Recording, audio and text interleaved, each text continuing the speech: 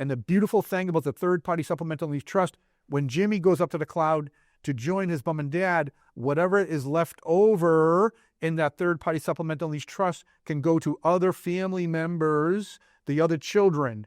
Whereas if we didn't structure it that way, a first-party special needs trust goes back to the government. The government has to be the beneficiary. Welcome back to the Just Build Baby Studio. You're listening to the BuildX podcast, your ultimate guide to creating exceptional homes, innovative living spaces, and staying informed on all aspects of residential building technology. I'm your host, Buzz Artiano. Today, we're excited to have Patrick Kelleher in studio with us. Patrick is the owner of Elder Law Care, Patrick Kelleher and Associates, with 23 years of experience in the industry. Welcome, Patrick. Thank you, Buzz. Thank you for having me here today at BuildX in your beautiful studio. Yeah. No, I'm so glad you could make it. I know this has been, 3 or 4 months trying to get our schedules to line up, so I'm glad we finally got that done. Yes, so what I like to do with people is start about, how you, before you were a lawyer, and, how you became a lawyer, and then how you decided to focus on this niche of the industry. Right. Yes, sir. So there you go. So lay it out for me. So did you always want to be a lawyer? Not always. I had a fleeting thought, maybe like in my early 20s, maybe when I was finishing up my undergrad degree at Suffolk University in Boston. I was like, maybe I could reach, and there's more there. Maybe. It was a fleeting thought, however, at the time. Yes. Okay. And then what got you beyond the thought? Great question. What got me beyond the thought was, at the time, I was like, there's got to be more. I was looking around me in my current profession at the time, and I was like, do I want to do this for the rest of my life? It's a noble profession. It's helping people. But I was looking at some of my colleagues when they went the distance to full retirement age at 65. I was like, oh my God. I'm like, it's a very stressful, arduous, difficult journey. And can I do more? Can I elevate? So you had graduated and you were working in a job?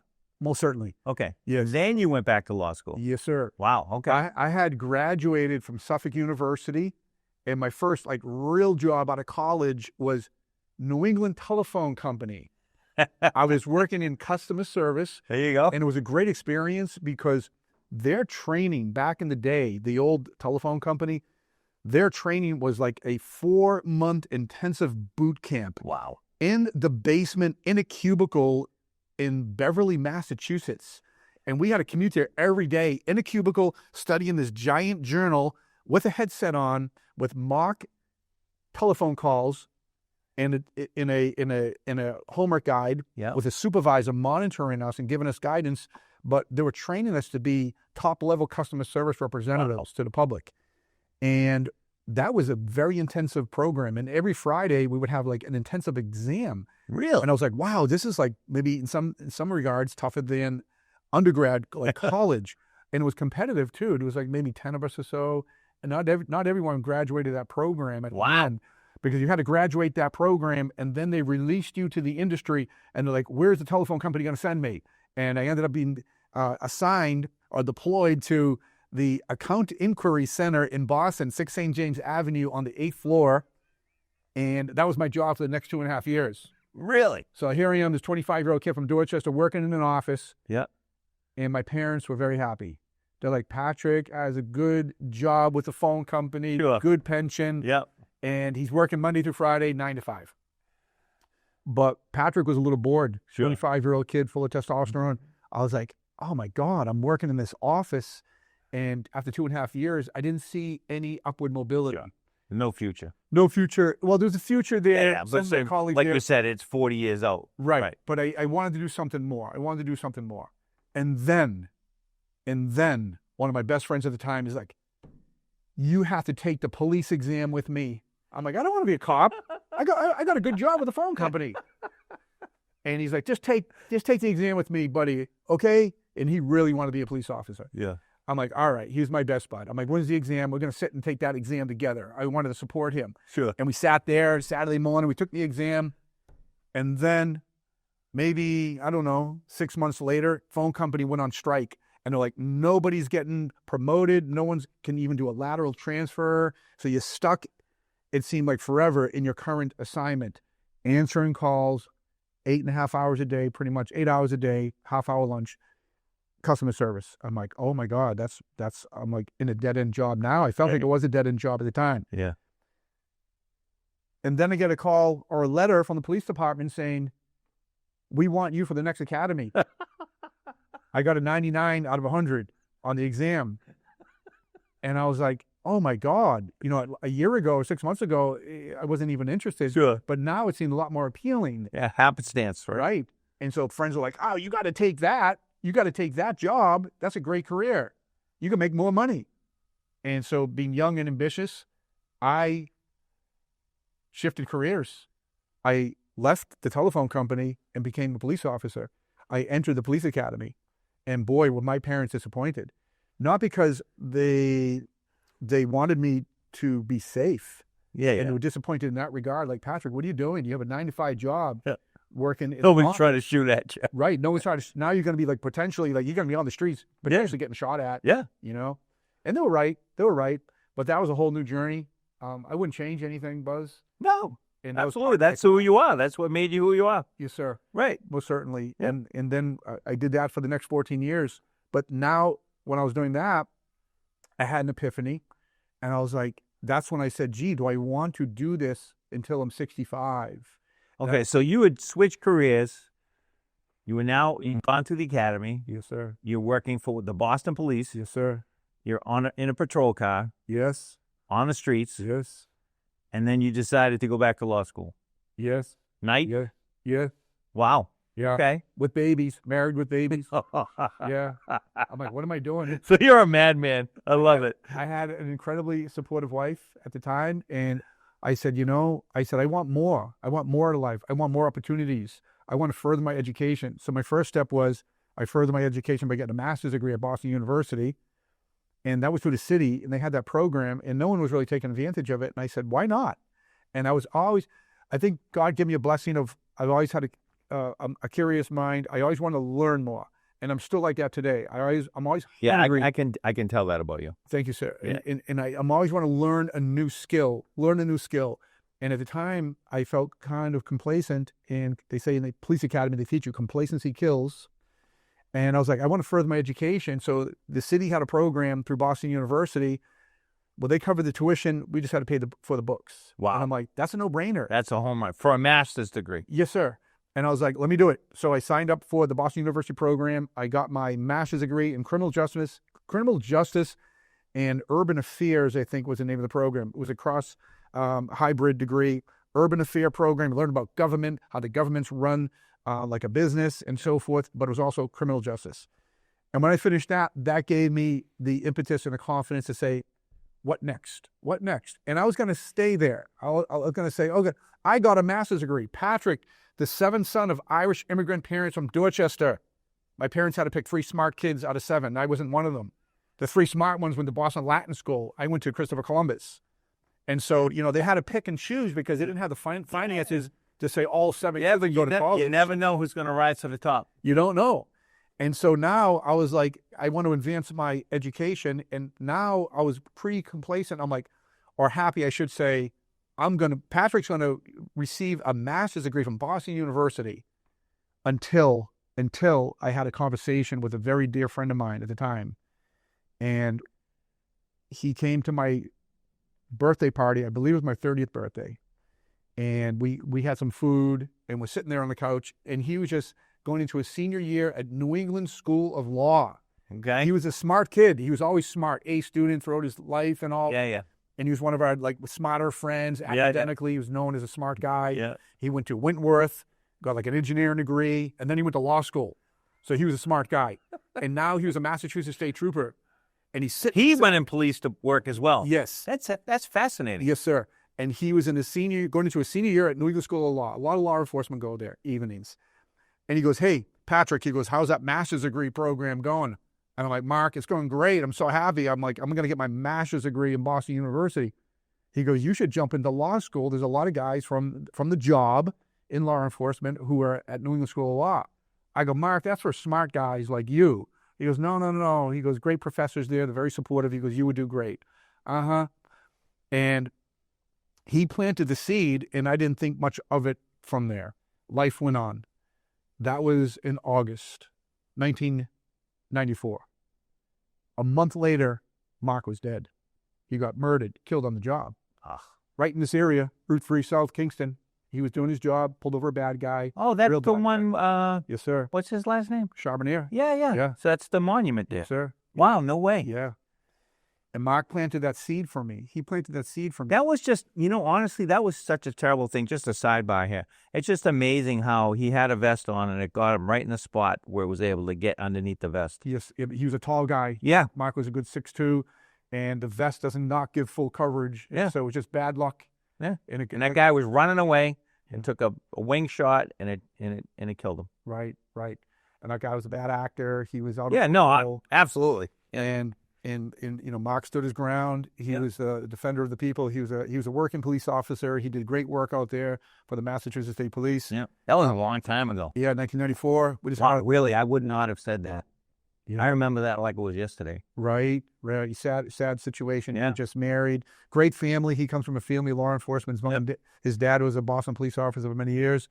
His 3 brothers, Boston police officers. His uncles, state police. Just a great, solid, noble family, salt of the earth. They all grew up in the city of Boston. And it was a very sad time for us. But, we're shaped by our life experiences. Sure. And so now, I was like, fairly satisfied with my master's degree in criminal justice. And sometimes in life, all it takes is for one person to believe in you.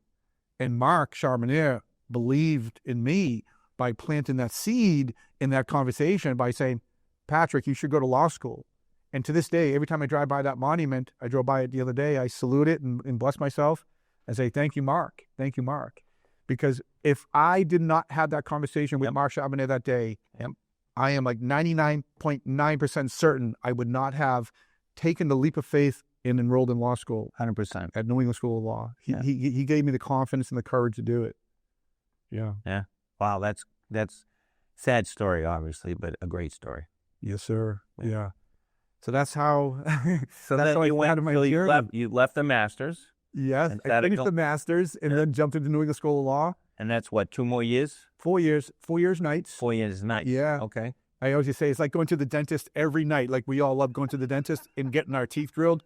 It's like, oh my God, another night of law school, 6 to 9, 6 to 10. But in the moment, when you're in the moment, like whether it's like school or something, tough and difficult, arduous, and you're like, oh, this is like really tough. But when it's all said and done, you're like, wow, that was easy. That was easy. And so I got through it, and I surrounded myself with a strong group, a community of colleagues in law school, and I'm still good friends with some of them today who have gone on in their careers and so forth. Yeah, that's good. Yeah. It was a great experience. So now you've been at night school for 8 years. Right. Yeah, BU was 2 years nights, maybe 3 years. That was 7 years then. Yeah. A long time. I never thought of that. Yeah, it was 7 years. Yeah, that's a long time. Right. Yeah, in your 30s. Right. You grinded. You were grinding. Yes, sir. And you're working the job every day as a police officer. Pretty much, yeah. Wow. Yeah. Okay. Raising the family. Yeah. And so now you graduate law school. Right. And then what happens? You have to sit for that big test. Yeah, the bar exam. That's right. Yeah. Passed on the first time. Thank God. Yeah. Yeah, I knew you would. Yeah, you just never know. No, I know. You just never know. The test is a test, right? Right. Yep. Yeah. And so now take me to, did you go on your own right away? Did you go work for a firm? Like, what happened next? Right. Yeah, it was a transition over a couple of years.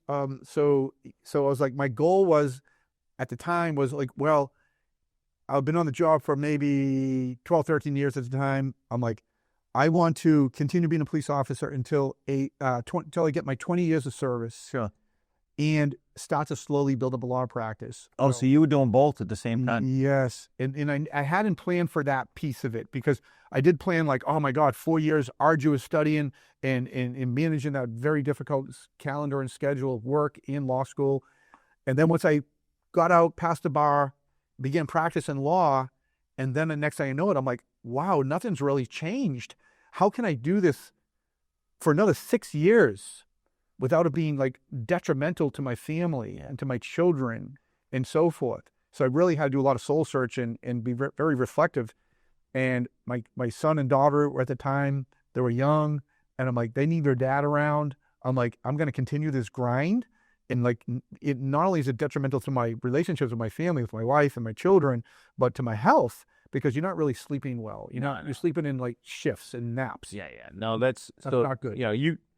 You burned the fuse pretty hard there for a long time, right? You melted that candle down quite a bit. Yeah. There's only so much juice left after that. Right.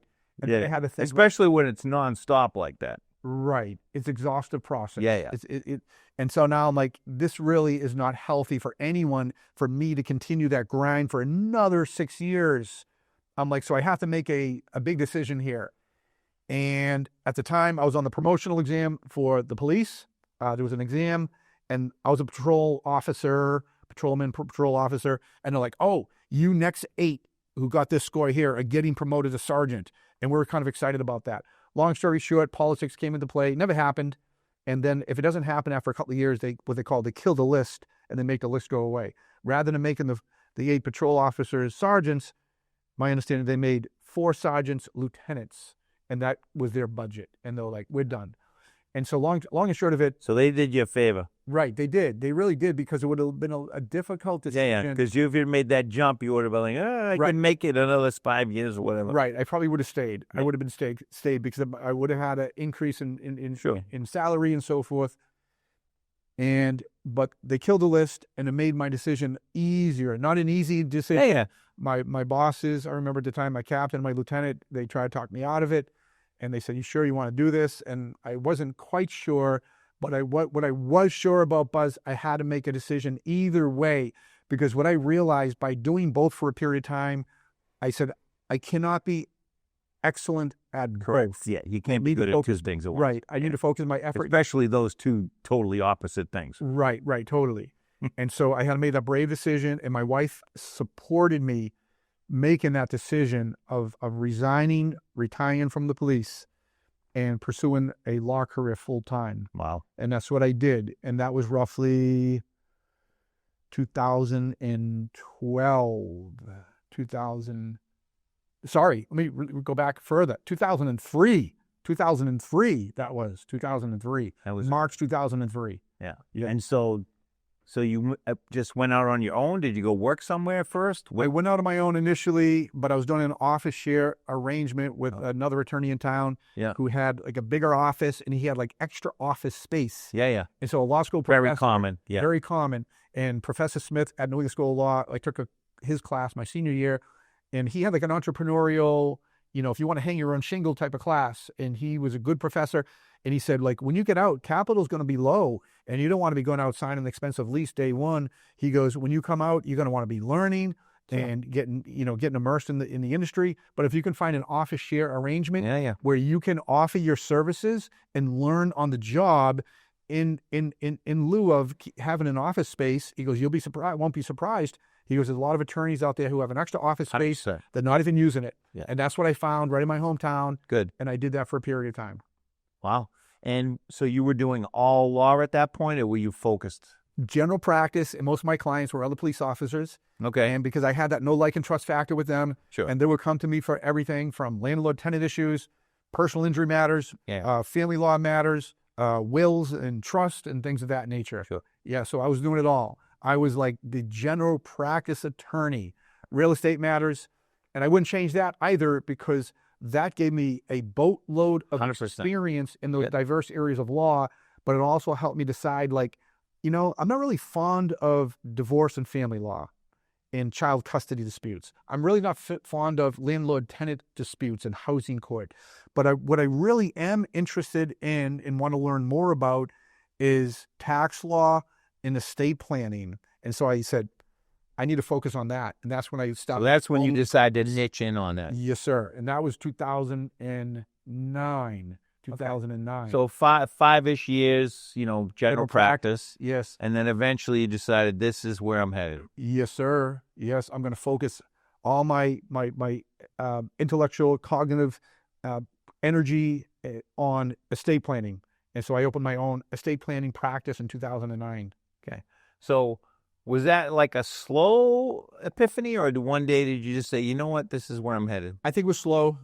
It was slow. And I in law school, my senior year, I made sure I took estate, because even back then I was interested in estate planning. You had the beginnings of an idea. For sure. And I was interested in tax law because I knew it was aligned with planning and protecting, and it was useful, practical information that people need. And I was interested in that area. I remember my senior year in law school, New England School of Law, I took like a corporate tax course just to learn about taxes, about income tax, capital gains tax, estate tax. And my friends from law school were like, why are you taking that professor and that tax course? He's super difficult and he doesn't grade well. And I'm like, I don't care if I get a C, because I'm going to learn a boatload. And I did learn a boatload. That's awesome. I learned a boatload. I didn't want to take just the basket weaving class. Sure, yeah. I want to learn something. Fingerprinting 101. Right. I took the tax course. And to this day, I'm glad that I did, because we use it every day in our practice. 100%. Yep. So now you're out on your own, and your clients start to come from where? What was your, let's talk about your marketing. What did you do for marketing? I mean, obviously you have a heavy internet presence now. Yeah. You're doing a great job with your videos and your seminars, which I attended one, and anyone that's listening, if you have any interest in learning this stuff live, you definitely need to come to one of Patrick's seminars. Are they twice a month? Is that what they are? Yes, twice a month. Yeah, they're on your website, free sign up. Yeah. And I can tell you, I've been to a lot of seminars. Yours is really well run. Thank and you. A lot of information that's really pertinent to what they need. Yes. So good stuff. So in the early days, what was your marketing like in early? It wasn't all that. So how did you take me through your marketing evolution to where you are today? Right. That's a brilliant question, Buzz, because they don't teach you that stuff in law school. No. They teach you, how to read a textbook and the law book and all. And so I really didn't have much of a marketing plan. I was very involved in the community, more specifically athletics, where I was coaching my son's baseball, then I was coaching some basketball. And so I knew a lot of the parents and other people in the community from my community involvement and so forth. And then one day I had another epiphany. I was like, I need to get away from the office and start getting more involved in the community. So I joined like the Hanover Chamber of Commerce. And then I eventually became the president of the Hanover Chamber of Commerce. And then someone asked me to sit on a board at Condo-izing School, which is a great school for special needs young adults in Hanover, been around for decades. And I became a volunteer. And then, the staff at Condo-izing School would ask me to come to some of their parent nights and set up a table and be a free law educational resource to families who need special needs planning, trust, and so forth. Yeah. So I started donating contributing a lot of my time to the community, between coaching, athletics, between basketball and baseball, for my son mostly, my daughter a little bit. She wasn't more, my son was like, the athlete and so forth. And so I coached all his baseball teams. I really enjoyed that. And it wasn't really thought of as a marketing thing. It was just it was more of like just giving back to the community while being able to spend time with my son and my children.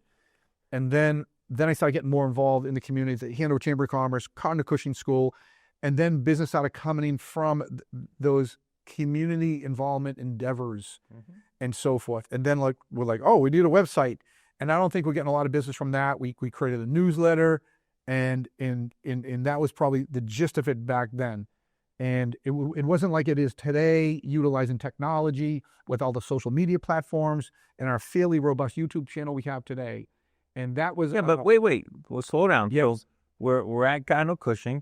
We'll start a website, right? And we'll start a newsletter. And then what's next? When did you say to yourself, I need to start producing content, whatever that is, social media or YouTube? Right. When did that happen? How did that occur? I think, it's a great question. I'll rewind just a little bit. When I started focusing exclusively on estate planning, I joined a wonderful organization with colleagues, trust attorneys, some of the best trust attorneys in the country. And I flew out to Indianapolis, Indiana, and attended their trust training boot camp for a 3-week period. At different times, you'd go out there for 6 days at a time. And that was roughly That was like 2007 or Okay. so. The early days of YouTube. Yes, yes. And then I started teaching the educational estate planning workshops back in like 2007. And that we're still teaching those today. So I've been teaching those free educational workshops in the community. Oh, so you've been doing those for a long time. Yes, since 2007. Initially teaching them in the office to a smaller audience. Yeah. Maybe 5 or 10 people, sometimes 3 people. And then I started teaching them through the Hanover High School, through their adult education programs. I would teach them at the high school. And sometimes you would have 5 people, sometimes 10 people show up. And I just did it consistently since 2007. Consistently. And then at our current office, we had. So you're at 500 or 600 presentations. Yeah, I never did the numbers, but over 15 years, probably so. Yeah, a lot. Yeah, we're teaching 2 a month, sometimes 4 a month. Back in 2019 or so, Yeah. 18, we're 4 times per month. And then maybe 2015, someone mentioned YouTube. Like, you got to start a YouTube channel, and we actually like started the YouTube account. I had a friend who was familiar with it, like started for me a little bit. But then it just sat there, and we posted maybe a couple of old videos on there, and it sat there dormant until literally like 2 years ago. And then our current team, our business development team that we're working with now, I had a conversation with them. I'm like, guys, I have a vision here. I have a vision. My mission is to get as much free educational content regarding elder law, because I transitioned from estate planning to elder law after my dad ended up taking a bad fall at home in 2010, and he ended up being admitted to a nursing home, and he died in a nursing home, sadly. And then my mom passed away 8 years later, 2018. And so our mission. So you lived that whole nightmare. Yes. Live in the trenches. 100%. In the trenches, being there, with my dad, with my mom. Yeah. Very close relationship with both of them. Miss them both dearly every day, but they do both live on in me. My parents were, just as a side information, they're both Irish immigrants, came to this great country. My dad, 1946, my mom a few years later, maybe early 50s, and they started a family, and they raised 7 boys in Dorchester. And we didn't have a choice. We grew up Irish Catholic. So that was a loud house. It could be. It could be a loud house. My dad was busy working for the MBTA, working the night shift at the power plant in South Boston. My mom was in charge of, managing the 7 boys, keeping us out of trouble. It was like herding cats, right? But my parents were good. They were strict. We had curfews. We couldn't go out on school nights. Yeah. Did we like it? No. Was it good for us? Absolutely yes. Growing up in the city. Yeah. We all had to be paper boys. Did we like it? No. Was it good for us? Absolutely yes. Discipline, dedication, service. We all had to be paper boys and altar boys. Did we like that? No. But our parents made us. And I remember, like, are you the youngest or the oldest? I'm the baby. Okay. I was the baby. So I had to, I was getting my older brothers hand-me-down paper routes. They hand me down paper routes, so I had to fill their shoes each and every time. And my parents didn't have a lot of money, even though when I wanted to play ice hockey, because my friends were all playing ice hockey when we were about 12 years old. My parents weren't a fan of it because they knew it was going to cost money, and they didn't have a lot of money. Yeah. My dad was only paycheck feeding nine mouths. And I remember the conversation like, well, Patrick, if you really want to play ice hockey, you never skated like your friends who have been skating since they were 4, but you don't even have skates. And I'm like, well, I need to purchase skates. Well, they were expensive even back then. Yeah. So my parents gave me my older brother's Bobby Orr skates. They were like size 8 or 9, and I wore like a 5 or 6. So long story short, I show up for practice, and I'm skating like this. Yeah. And my coach was a good guy, and he's like, oh my God, he's terrible. He can't even skate. And then he figured out, he's like, Patrick, you need those skates are like way too big for you. My parents were like, just wear extra pair of socks and it'll be fine.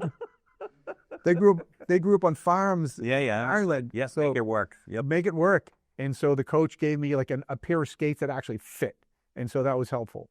So yeah, fast forward through all of that. So you start your YouTube channel, it sits dormant. Yes. And then you hire a firm to help you with the business development? Yeah. So now I create the content, 4 or 5 educational elder law videos per month, and I upload them to our platform, and our team edits them, and we put titles on them, and we publish them to YouTube.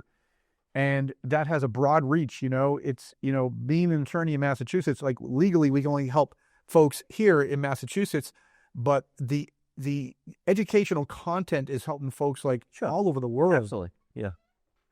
So when did the idea of your books? Let's talk about your books now. So you have your YouTube channel. Are you also doing social media as well? Yeah, they share the content in all platforms. But your main thing is YouTube.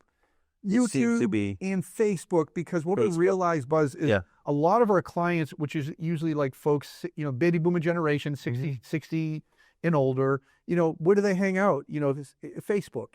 I know But it's fascinating too. right. Yeah. And so our team was like, well, you got to put your content on Facebook. Okay. And then so now, but some of these folks now are comfortable with technology. They're on TikTok and Instagram. Yeah. So they do share the content on those different platforms. That's cool. Now as well. Yes.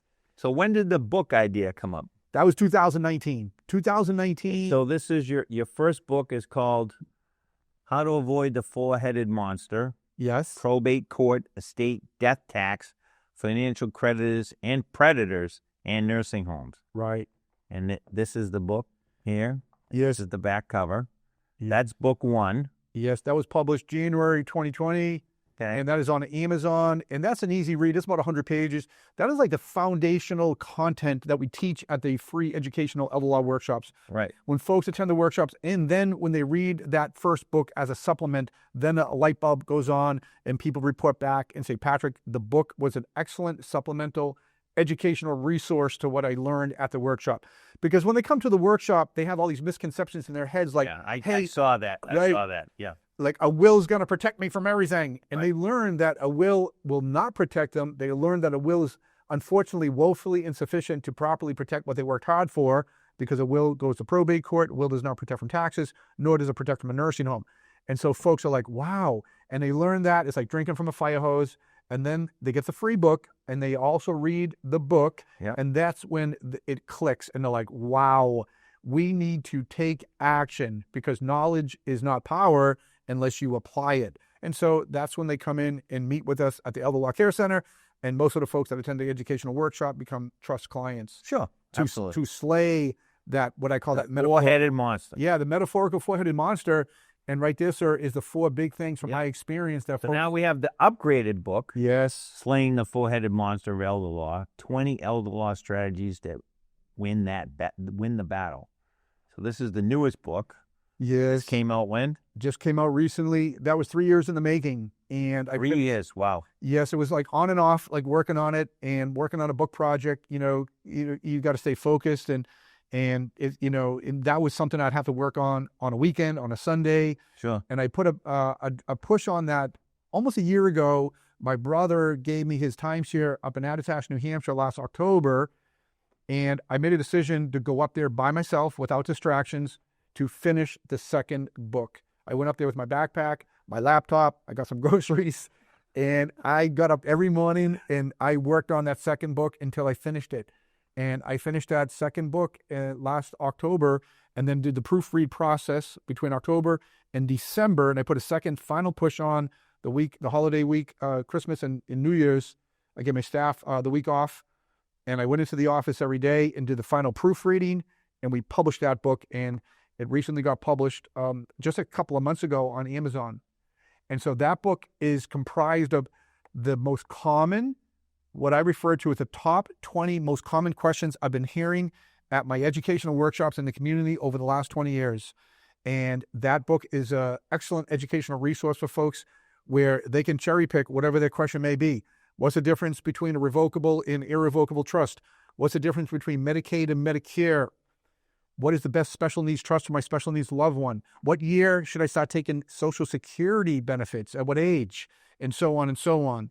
And so I comprise those top 20 questions into an easy to understand 20-chapter book. Mm-hmm. I give one, it's 21 chapters. I have a bonus chapter, but it's easy. They can look at the table of contents at what question they may have, and they can go to that page and get their answer in a matter of minutes at their fingertips.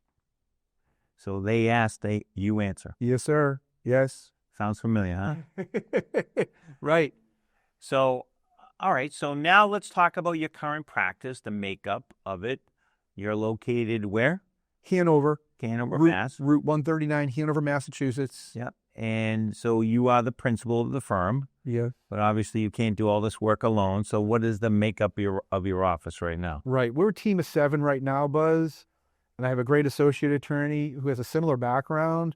And he's hungry, he's ambitious, he's a family guy, military, law enforcement, lawyer. And he's just, very motivated to help people like myself. And we're blessed. We have a staff of paralegals and legal assistants who also are compassionate. They have compassionate hearts. And, that's like one of the tenets of our team.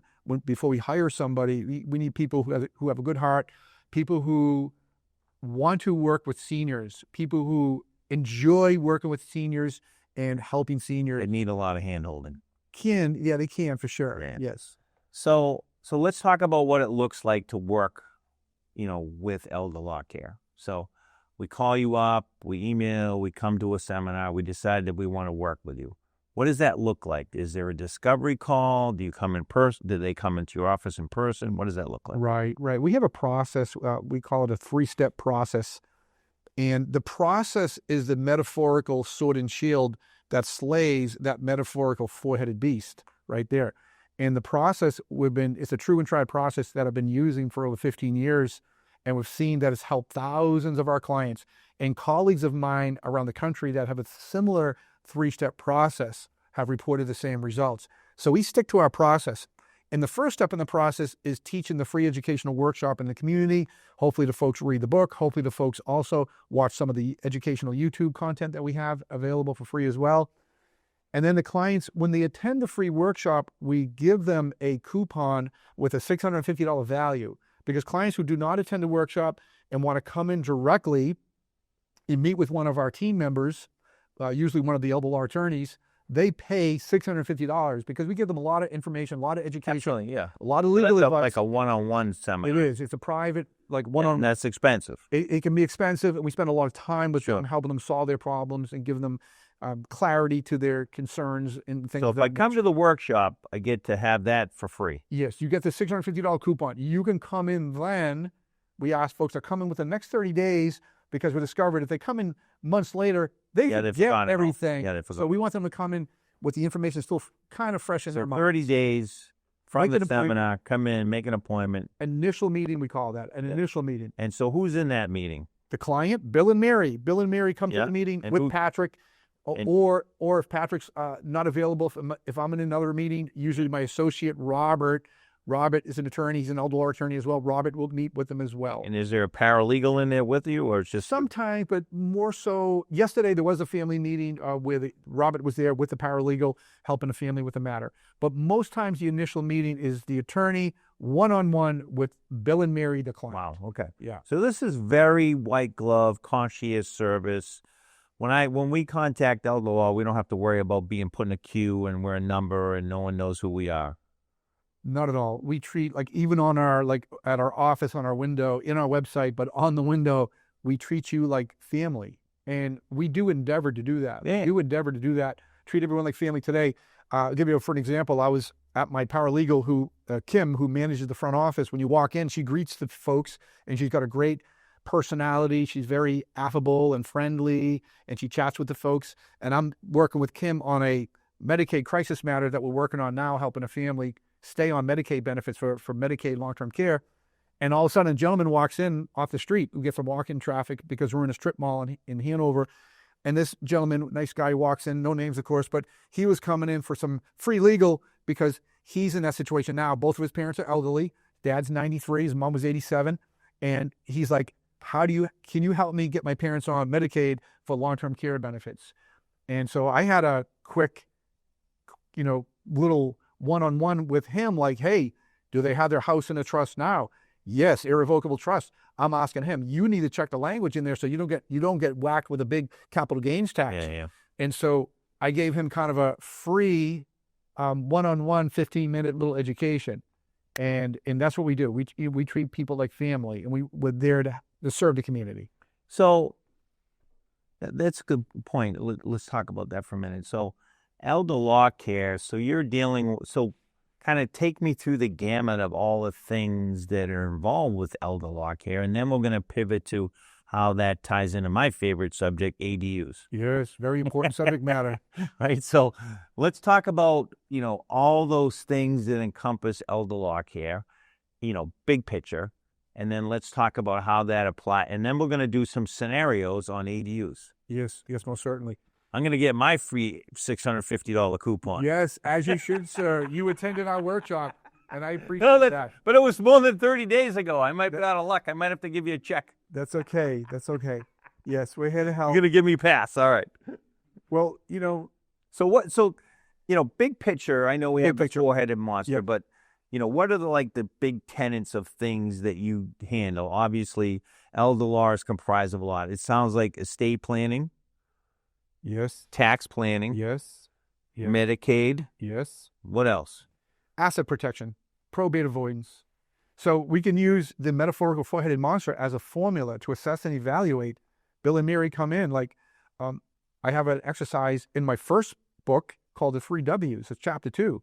And Bill and Mary, let's run through the 3 W's because the 3 W's, when we run through that 2-minute exercise, it's going to identify what type of plan, what type of trust is most appropriate for their unique circumstance. So let's run through the 3 W's, Bill and Mary. So you're running a checklist when someone comes in the office. You've got a checklist, and you're okay. This applies, that doesn't apply, and Most certainly. these things apply. And here's what I think would help. And here's the scenarios. Here's the bad. Here's the good. Right. Not everything is going to be perfect, right? You got to pick your poison sometimes, right? Right. And we can say the first W, like, what do you have? Most people start, well, we have a house in Hanover. We have a house on the South Shore, and we want to protect that house from probate court in the nursing home.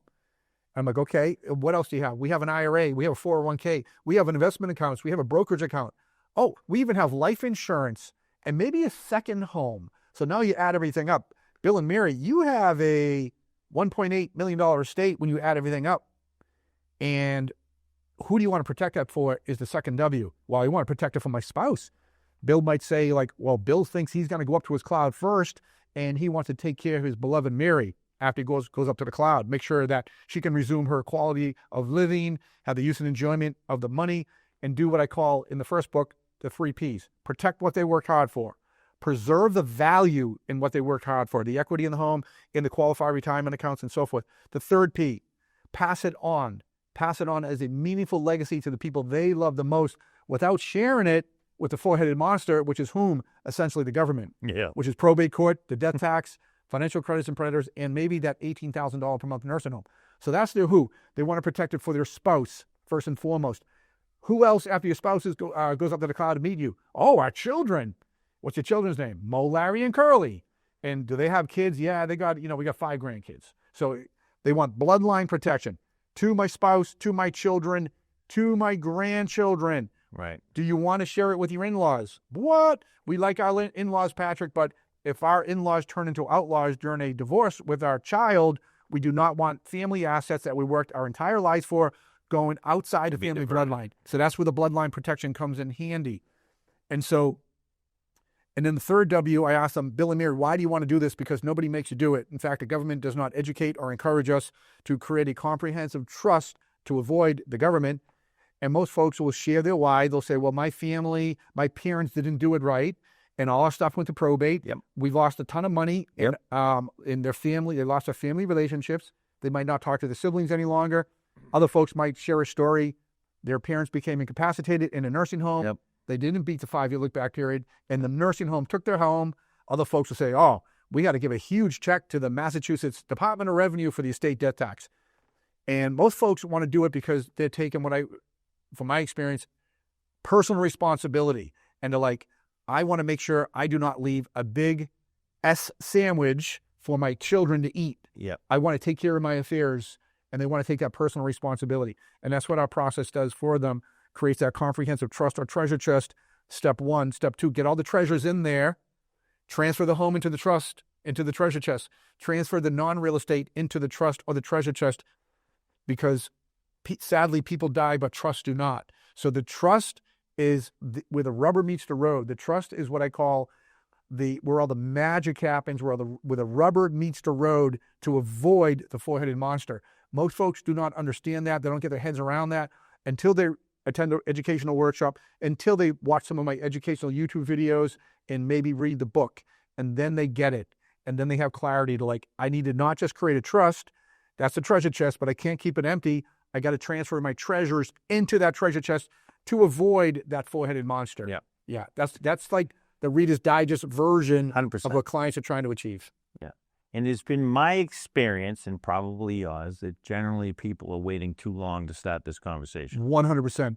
They wait till the fourth quarter of life, and that's the educational workshop. I'm like, folks, you got to do it in the third quarter of life. Yeah. Do not wait like my late dad did into the late fourth quarter of life, because sadly, time runs out. Yep. Yeah, 100%. That's good stuff. So let's pivot and talk about accessory dwelling units. Yes. So how have you seen your clients starting to talk about accessory dwelling units? Has that come up in conversation? Yes, sir. It came up yesterday. In fact, Patrick was conducting a trust design for new clients. No names, of course. Yeah. It was Bill and Mary, and they brought their son with them as well. Interesting. And they have 3 children. They have 3 grandchildren at this time as well, but their children are having more kids, so they're looking forward to having more children as well. Sure. And they're in a situation like a lot of our clients where they're being mindful of like, what's the next chapter for us? These folks who are like 65 or so, and Bill and Mary is 65. Yeah, Bill and Mary 65, Yep. standard client, and they live in a big house on the South Shore of Boston. Yeah, that it's they just the purchased. 2 of them. Yeah, just the 2 of them. And they said, Patrick, we don't know if we need this big house any longer. Like, we have this big, beautiful house. We got a boatload of equity in it. Yep. We paid this amount of money for it years ago. Now it's worth close to $1 million. Yep. And no mortgage. No mortgage or small mortgage. Yeah, most of them have like little to no mortgage. Yep. They might have like a home equity line of credit, no first mortgage. Yeah. And they're like, we got to protect and preserve the equity in here. And we learned now from your workshop that if we get hit by the bus of life tomorrow, our house is going to probate court. And if one of us or both of us become incapacitated, we're getting nailed by the nursing home, and we got to beat that 5-year look-back period and put the house in the trust. And they're thinking like, but our bills are increasing, real estate property taxes, homeowners insurance. Yeah, maintenance. Yep, maintenance, upkeep of the home. And so the conversation, plow the mow the lawn, driveway, maintenance, all that. Yep. And as they're aging in place, I often say, unlike fine wine, we typically do not get healthier with age. Unfortunately, no. So they're like, do we want to be pushing a snowblower or like breaking our back shoveling snow with this big giant house? And they might be like, well, maybe it's not appropriate for us anymore, but our children and grandchildren who live in the community can't even afford their own house right now. 100%. They're renting an apartment for $3,000 a month. Yep. So maybe it makes sense, the conversation I had with these nice folks yesterday, for your children to move into your house, and they can cover all the carrying cost of the home. Mom and dad, would you like have a in-law apartment? No, it's just one big box. And our children would like to have their privacy. Mom and dad need their privacy as well. Correct. Income ADUs. So that's a beautiful thing. That is a beautiful. And that's why I really encourage people, if they can, to do it detached ADU. For that, it feels like a separate home. And even if it's a situation where someone needs extra care and you don't want to go outside, even if it's detached and just has like a breezeway attachment, it still makes it feel separate rather than being incorporated into the home. Yes, agreed. I think. And so let's play this scenario out. So now they're thinking they're going to, the son A, Jimmy is going to assume Bill and Mary's home. Right. And build an ADU in the backyard Right. for Bill and Mary. Right. Right. And let's for a minute pretend that it all works, septic, sewer, whatever it is, and it's all going to work. So now, what is this scenario? So now I'm going to ask you some specific questions about that. Right. So I'm going to start with Jimmy, and Jimmy has a sister and a brother. Yeah. So there's 3 siblings. Mary Jr. and whatever it is, right? Ruth and Barry, right? So Ruth and Barry are not coming into the Jimmy home, right? So Bill and Mary are giving the home or whatever that, we're going to talk about that, but Jimmy's assuming the home. Right. So now he's going into the home. I'm going to use easy math. It has $1 million worth of equity. And Ruth and Barry are not part of that transaction. Right. And now we need to take some money out of this house. Again, round math. We're going to spend $400,000. We're going to build a nice ADU in the backyard. Right. Okay? So now we've expended $400,000 of that $1 million. Right. Now the payment from Jimmy is going towards to pay that debt that's on the property, Right. plus the real estate tax, all that. So Barry and Ruth are over here saying, well, wait a minute. What happens when it comes to settle mom and dad's estate? Right. Right. Well, how am I going to get my 33% of the money that's already been spent? Right. So what does that look like?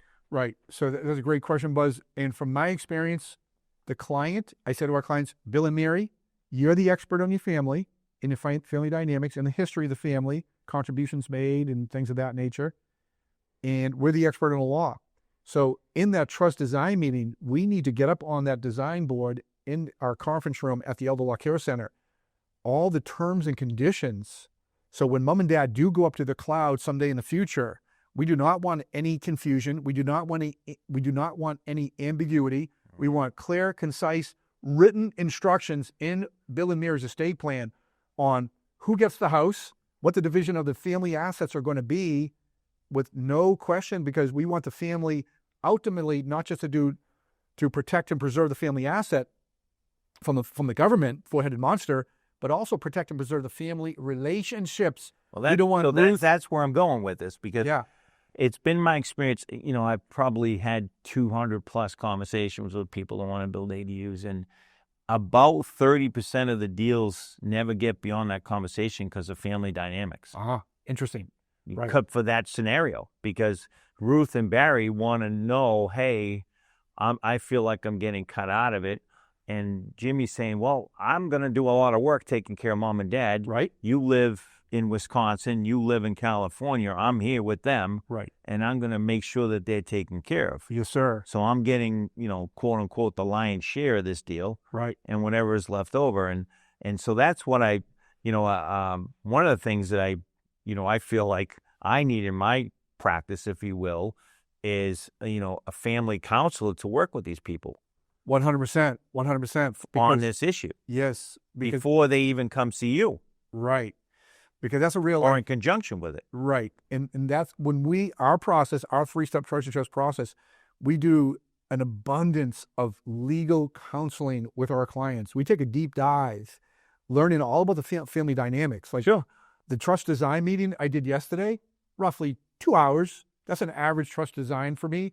We're not... And you're whiteboarding this out in front of them? Whiteboarding out 4 pages of a whiteboard. Wow. Then the client takes pictures and we print it out and we email it to them. So they have that blueprint. They have that blueprint of the timelines of what's going to happen. Bill and Mary are designing the trust when they're alive and well. Let's go to the second timeline. I read it up on the board. Alive and not so well. Disability. Yep. Who's making the calls? Who's managing the finances? Who's making your medical decisions for you? Third timeline. Bill passes away and goes up to the cloud. Where's Mary living? Who's taking care of the finances? Fourth and final timeline, Mary goes up to the cloud. Now, in our example here, Jimmy steps in as a trustee. Yep. Jimmy now needs to know the playbook. He needs to know what his duties and responsibilities are, and they all need to be in writing within the client's trust.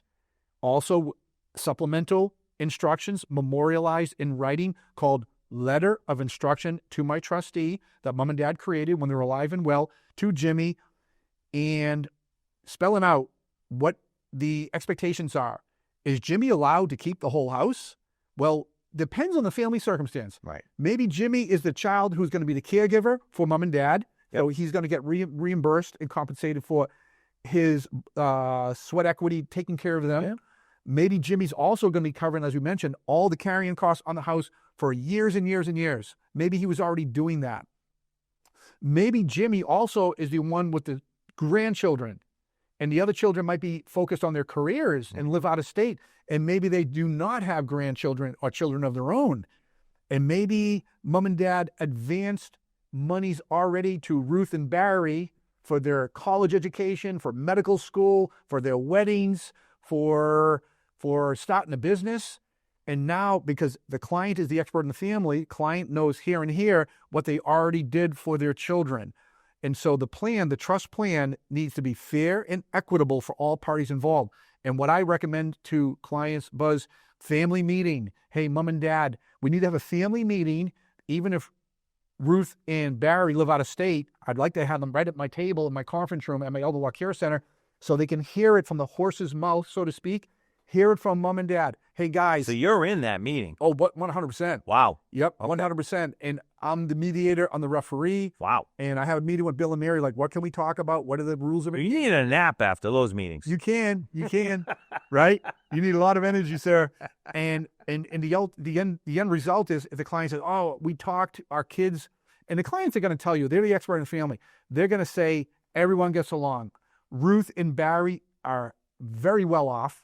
They know that Jimmy's taking care of us. Yeah. They don't want the responsibility and the burden of taking care of us. Yep. They don't want the house. They have their own houses. They're married to a wealthy spouse. Right. And then I'm like, let's get that reduced to a writing, because it may feel like that today when you're alive and well. Right. But from my experience, usually it might not be with the immediate family members. It's usually after the matriarch, patriarch pass away.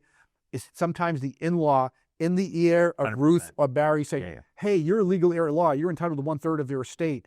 And they create the problem. They create the conflict and the friction. So we want to, in writing, preferably all parties sign off on it, agreeing to the expectations in the family vision and future. So that way, when mom and dad do go up to the cloud, everyone's happy. Wow. So that, I did not realize you were that comprehensive. So this is fantastic. You're in here for me to understand that. Yes, sir. And I'm really glad we have this on video so I can share with clients when they're asking. Because I get this question all the time, and I say, and I had it yesterday or the day before. I said, you're in luck. I have Patrick coming on the podcast, so I'll be able to get you real answers. And that's that scenario I gave you. Right. And another common scenario with that is that's specific to what we're talking about in the context of what we're talking about. Say Bill and Mary are like, well, yeah, Ruth and Barry, they might want something. And then I'm going to look at their big picture, their financial assets, their treasures, so to speak, in their treasure chest, and say, well, you're given $1 million house. Yeah, Jimmy's working for it. But what about your IRA? What about your life insurance? What about your brokerage account? Maybe give a larger share of that to the other children, Ruth and Barry. At the end of the day, everyone's whole. Everyone's getting their third. And yeah, Jimmy might be getting the house, and that's his third, $1 million. It's a $3 million estate, but the other kids are getting close to that as well. Got it. At the end of the day, you want to make it fair and equitable so the kids feel like they were loved, as well as everyone feels whole and that they were loved. But the best way to do that, from my experience, is having that family meeting when mom and dad are still alive and well, when mom and dad can speak as the matriarch, patriarch of the family, and say, kids, these are the cards, all on the table here. This is what we're doing because Jimmy's taking care of us in our senior years, and he might even be changing diapers, and he's going to be doing a lot for us, and he's going to get the house. Are you guys okay with that? Yeah, of course, mom and dad, we're okay with it. But we love you guys as much as we love Jimmy, and we're going to give you guys whatever's left over in our IRA and our other family assets in our portfolio. At the end of the day, we love you all equally. And that's what the kids need to know in their hearts, regardless of their age when their parent dies. Yeah, so there's a lot going on in those meetings. And there's a lot of whiteboarding and a lot of note-taking. And you're really involved with your clients. Yeah. And you've been doing this long enough now, so unfortunately some of your clients have passed on. Sadly. And so you've seen your work, if it worked or it didn't. Yes. Right? Yeah. And so I'm sure you've had some lessons from that. Most certainly. Yes. Yeah, that's the third step of our process called the Client Care Alumni Program, because legacy studies have been done to say, Bill and Mary, the day you're signing your trust is a very important day. But from a practical standpoint, truly, what is the most important day we need that trust to work? Yeah. And they think about it, they're like, the day I die. Yeah. And I'm like, yeah. And legacy studies have been done between the day you sign your trust and the day you die. The 3 L's will come creeping into that plan. First L, changes in law. How much control do we have over Congress changing the tax code? Yeah. How much control do we have over Medicaid, changing the Medicaid rules and regs? None. And the second L is more common, more frequent than law change, is changes in the client's life with their health, their finances, their relationships, which will oftentimes necessitate updates to their plan. So the third step in our process is helping the client. We work together with the client to keep what I call the dust and the rust off their treasure chest as they journey through that path of life. So when the shoe does drop for them, when they do go up to their cloud, they have a viable working treasure chest that's going to still slay that four-headed beast. So I'm going to unpack that because I think I know what you said, but for myself, for everyone watching this, it sounds like to me, you have the family meeting, we work it out, all the documents are signed, everyone is signed off. And now they go into a maintenance program Yes. where how often do you maintain that? I recommend annually. We have an annual meeting. We teach our trustee training workshop annually to our clients and their children, the adult children in this situation, like Jimmy. We use our example, Bill and Mary and their son Jimmy, and they have the ADU on their property here, south of Boston. And I would recommend to Bill and Mary, hey, let's pull Ruth and Barry in on this call. We record that program and we put it on our YouTube channel. And because even if the child cannot be present, we still want the child to know the comprehensive nature of mom and dad's plan designed to avoid getting bit by the four-headed monster. So your clients are once their paperwork is done, it's never really done. So you're keeping an eye on it because laws change, circumstances change, or maybe at some point their life changes. They made a bad investment or whatever, and they have to make an adjustment, or maybe they make a really good investment and there's more money to go around. Absolutely. And then we want to get those future assets back into their treasure trust to avoid probate court and taxes. So one of the common questions that comes up in that scenario, so Jimmy's in the house now, ADU is built, and now mom and dad are like, well, I don't own the house anymore. Right. What if Jimmy gets divorced? Oh, you read my mind. Yes, that's a common question.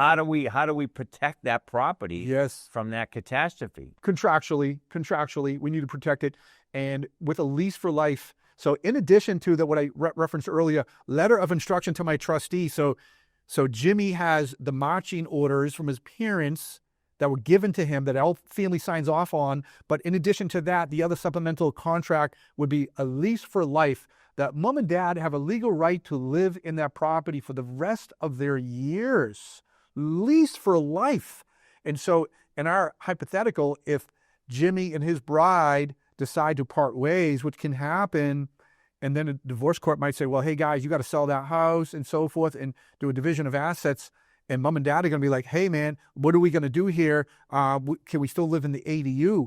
Well, if they cannot continue to live in the ADU in these in the pod in their home, we need to make sure they get sufficient reimbursement of the funds from the sale of the marital home, so they can get alternative housing. Yeah.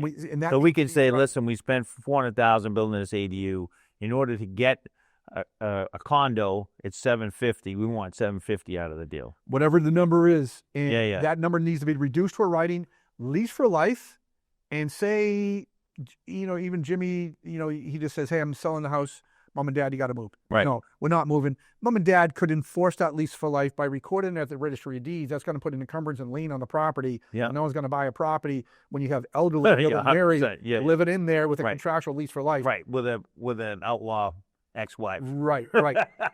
And then to further firm it up and secure and protect it from Bill and Mary's protection, would be you could do a promissory note. You could do a promissory note. Other secure. So a non-interest. Yes, no payment, no interest, but it's got a lien on the property for whatever $600,000. Sir, and that lien belongs. I would strongly advise of that. Because our job as the elder law attorney is to protect our clients at all cost, Bill and Mary, as they enter in their golden years. I've had cases like that in the past where I made sure I did that for our clients because things will go sideways. 100%. And I made sure. Listen, Jimmy could get hit by a bus.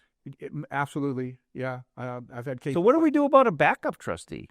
Yeah, you want to pick. So Bill and Mary in that trust design, like the folks yesterday, I asked, the nice clients will get, like we ask all our clients, Bill and Mary, if you had to do a worldwide search, and if you were incapacitated and or got hit by the bus of life, who would you want stepping into your shoes to be the future trustee? Who's the future quarterback to get off the sidelines and get on the field and run the playbook?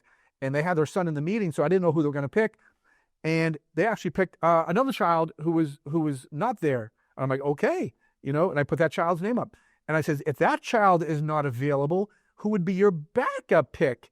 And then there's a child that was sitting there. Interesting. And then I'm like, you have a third child. Is there any reason why we do not want that third child as the successor, third string quarterback? They're like, no, they're a good pick as well. And so again, every client is different. I say to the client, you're the expert in the family. The client knows here and here who's a suitable pick and who's not a suitable pick. And they'll let us know in that meeting. But by all means, you want backup quarterbacks. Right. So, and that was fantastic, by the way, and that answered a lot of questions. But the summation of that for Bill and Mary is when I'm meeting with them and they're thinking about an ADU is you need a team. Yes. You need elder law care. Yeah.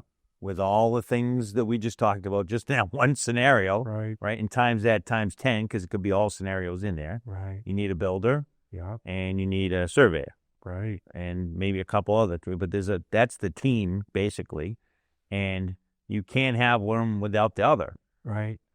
Plain and simple. And this is what I've been telling my clients from day one. Right. And having, I don't always get to see the inner workings of it because I'm on the building side of it, but, the clients tell me stories. And then obviously I have my own personal experiences. I've been a trustee a few times in a it's not called that anymore. Was Personal representative executor. Yes, sir. Yeah, I've been that a couple of times, unfortunately, as well. So, so now let's talk about the next scenario, which comes up a lot, is someone in the family has some type of disability. Yeah.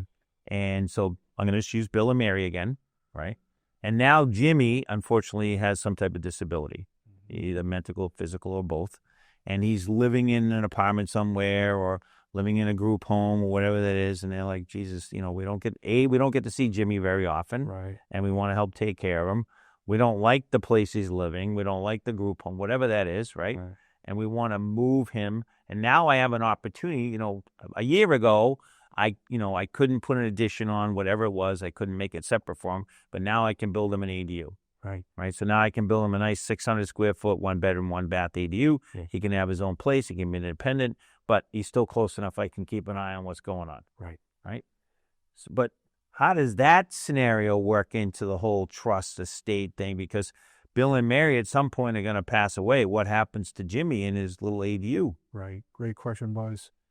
We do quite a bit of special needs planning for our clients. So that's a whole nother specialty. Yes, sir. It's so if you think of elder law is rather complex. You got the umbrella of elder law. That's an understatement of this podcast. And that's why I wrote the second book, because under elder law you have like 12 other disciplines of law. Yeah. You have Medicaid, you have Medicare, you have Social Security law, you have Veterans Administration planning, you have special needs planning. And I'll share a brief story with you. When I started that second book project, the vision was 15 chapters, 15 questions and answers.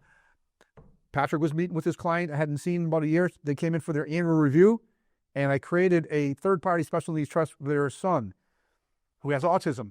And so my client said to me, and I'm glad she did, Patrick, you need a chapter on special needs planning.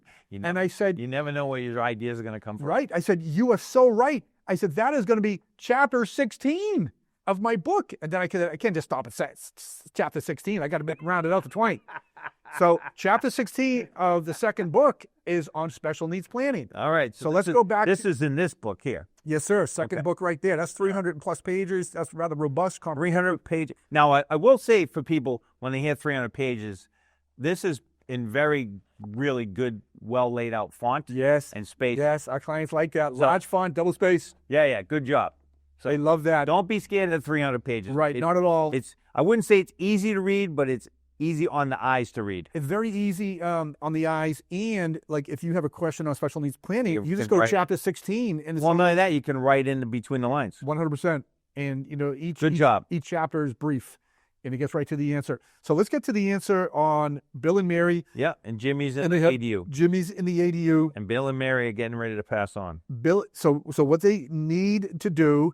Let's first explore what type of benefits Jimmy may be receiving. From my experience as an elder law attorney, Jimmy's likely receiving what we call means-tested public benefits. Means-tested public benefits. In order to receive those, you have to be declared disabled, completely disabled or incapacitated through the Social Security Administration. And then once you get like $1 Social Security benefits, then you can typically qualify for Medicaid benefits here in the Commonwealth. And the Commonwealth of Massachusetts calls Medicaid benefits, they call it Mass Health. It's called the Mass Health Program. And so Mass Health may be providing benefits for their disabled son, Jimmy. And Jimmy's likely on what they call SSI, which is Supplemental Security Income, which means that Jimmy cannot have any assets or bank account greater than $2,000 in his name. Wow. So it would be financially catastrophic for Jimmy So he can't own anything. Correct. If he inherited mom and dad's, any of their assets. Right. And I've had cases like this when mom and dad pass away, they didn't plan properly, and now Jimmy receives the house, life insurance, an IRA. It immediately puts Jimmy over asset. Two bad things happen. Number one, it could potentially knock him off his benefits. Number two, Medicaid is going to say, well, you don't qualify for Medicaid until you spend down that $500,000 you just inherited. So we don't want to go there. So we have to be proactive in families with special needs loved ones. Not only that, but that person's not used to dealing with money. Not used to dealing with money whatsoever. So when mom and dad have a special needs child, as part of our process, we ask them those questions. And when they come in for that trust design meeting, we need to plan around that. And typically, I have a good video on our YouTube channel on this. And I have a lot of educational articles on this as well. And mom and dad need to create what they call a third-party supplemental needs trust, because the law will allow them to create a third-party supplemental needs trust for Jimmy when mom and dad are still living. Jimmy is the beneficiary, but Jimmy is not the trustee. He cannot be the trustee to manage those monies, as we just mentioned. So mom and dad have to name maybe another child who is suitable, Jimmy's brother or sister, or some family member who can act as a trustee to manage the money for Jimmy's benefits. And then we have to figure out, well, Jimmy needs a place to live. So likely in that situation, our solution would be, well, the house needs to go into Jimmy's third-party supplemental needs trust for Jimmy's benefit for the rest of his life. Okay. Jimmy's the beneficiary. He can have the use and enjoyment of that house or other asset for as long as he lives. And where it's a third-party supplemental needs trust, he does not lose his government benefits. Yeah. And so long and short of it, the government benefits will pay for Jimmy's needs-based care. He can continue to get his SSI. Yeah. He can continue to get his Medicaid benefits from the state and not disrupt those. And then the money in the third-party supplemental needs trust, the house, the investment accounts can be used for Jimmy's extras to pay for things that Medicaid and the government do not pay for, because that would enhance Jimmy's quality of life. And I'll finish it with this. And the beautiful thing about the third-party supplemental needs trust, when Jimmy goes up to the cloud to join his mom and dad, whatever is left over in that third-party supplemental needs trust can go to other family members, the other children.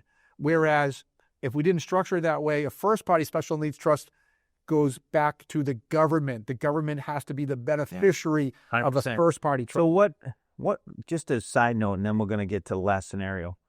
How many people do you see that actually plan ahead? What's the percentage of people that have a plan versus don't have a plan? That's a great, valid question. And I would say from anecdotal evidence in professional experience, statistically, they say 6 out of 10 Americans don't even have a will. Wow. So 60% of So Americans. it's a huge amount of people have not planned for this event. Right. I'd say from my experience, majority of our clients come to the table with what I call the government plan, which is no plan whatsoever. And the government plan would be Bill and Mary letting Jimmy inherit everything and not knowing that Jimmy's going to lose all his benefits. 100%. And so that's the government plan. And get tossed out of the ADU. Right. So I'd say 70 to 80% of people don't even have a plan. And So 20 let's to 30%. let's talk about money. What's like a good budget someone needs to have to get all these things we've talked about to work with your firm? Great question. Depends on the level of protection they want. Yeah, and low to high. Right. Low, I would say like big 6 disability planning, $2,500, $3,500 to clients recently who we have structured plans, the gold plan, the silver plan, the bronze plan, depending on when we do the exercise at 3Ws, if a client has a house worth $1 million or $600,000 of equity and they're of age, 65 or over, and they have a taxable estate for the Massachusetts estate tax. Massachusetts is one of 12 states in the country. It's a given you're going to pay estate tax if you're over that $2 million threshold. So say clients... Which doesn't take long to get to anymore. It does not. You add everything up. It used to be a lot of money. Right. It used to be a lot of money, but it's not. That's why I call our clients middle-class millionaires. Yeah. Because they're not really super affluent people. They're just people who work hard, and they're smart people who worked hard for their living, and they've accumulated sizable assets. Yep. Now they have a $3-4 million estate. And we run the numbers, Buzz. If they do not put proper tax planning in their revocable trust, they could owe a couple $100,000 to the Massachusetts Department of Revenue when they die. All day. So they're the folks who say, Patrick, we want to protect the house and we need to protect the cash from the tax man. I believe under the Affordable Housing Act, which is elder law, because of the rising cost of housing in the state and like a lot of other states.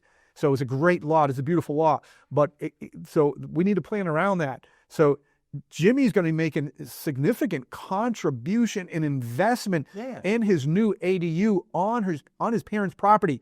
But the property in the deed, Mom and Dad's main house, is in Bill and Mary's name on the deed, which comprises of the main original house, along with the property boundaries, the meets and bounds, and so forth. The ADU's inside that. 100%. And so the ADU is inside that. And so if Mom and Dad transfer their main property, their primary residence into their trust with Patrick's Elder Law Care Center, guess what? The ADU also comes for a ride. Yeah. The ADU is the cousin or the little brother or sister to the main house.